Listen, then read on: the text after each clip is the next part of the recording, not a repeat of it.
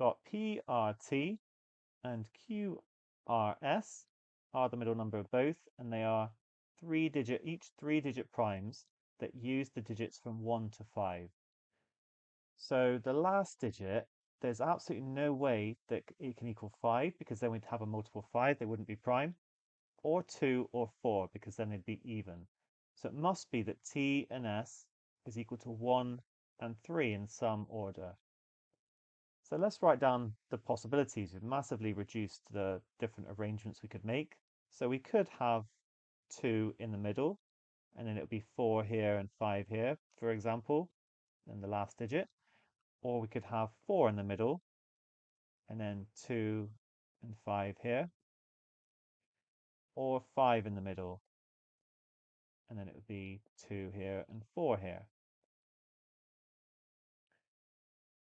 Now, you can play around with this, but actually one thing to realize is that one of these is going to have to, like, we've got 9 here and 6 here. So if we put 3 in either one of these, we would get a multiple, the digit sum would be a multiple of 3 overall. Neither of these is prime. So I've ruled out 4 being the middle number, and actually I've already ruled out 1 and 3 being the middle number. So it's either 2 or 5. So let's take a look over here. See, this can't equal 3 either for the same reason. So it must be, if this one works, 523 and 421. And over here, for the same reason, this one can't be 3 because that would be a digit sum of 12. So it must be 253 and 451 if this is going to work. So I just now need to check whether these are primes. And a good approach, I mean, you're just going to have to try things out. Like, I wouldn't expect you to know your three-digit primes. I don't know them. But let's pick the smallest one, because that'll be the easiest one to divide by. To check if a number is prime, you just need to divide by all the prime numbers up to its square root. So 15 times 15 is 225. So actually, I only need to check up to 13 for 253, then I can see if it's prime. I can see that 2 doesn't go into it, 3 doesn't go into it because the digit sum is 10. Let's check 7. 7's into 253.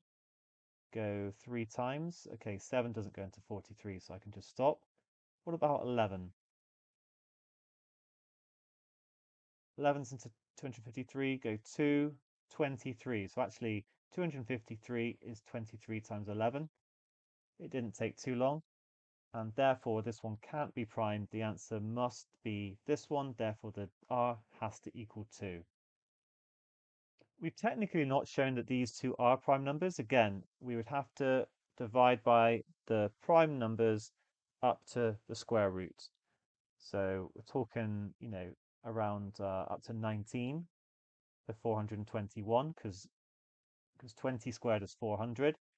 And then 23 times 23, you'd have to just see if that is bigger than 523.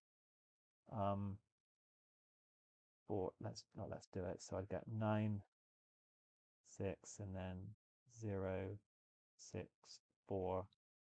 So I'd get 529. So actually, I'd only have to check up to 19 for this one as well. It doesn't take too long, but it is a little bit awkward. You would find in this case that they are both prime. Okay, nice question.